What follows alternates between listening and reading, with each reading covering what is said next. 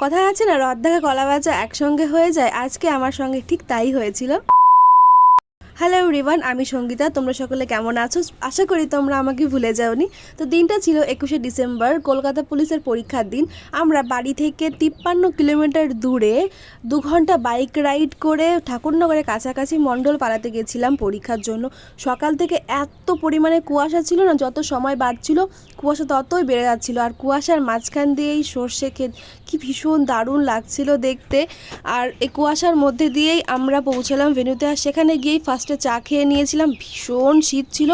তারপর আমি পাশেই একটা স্কুলের বসেছিলাম, আর বসে বসে কি করব, তাই বাড়ি থেকে দুটো কোণ মানিয়ে নিয়ে গেছিলাম। আর ধুরন্ধর দেখতে দেখতে মেহেন্দি করছিলাম। মেহেন্দির ফুল লুকটা আমি নেক্সট ভিডিওতে তোমাদের সঙ্গে শেয়ার করব।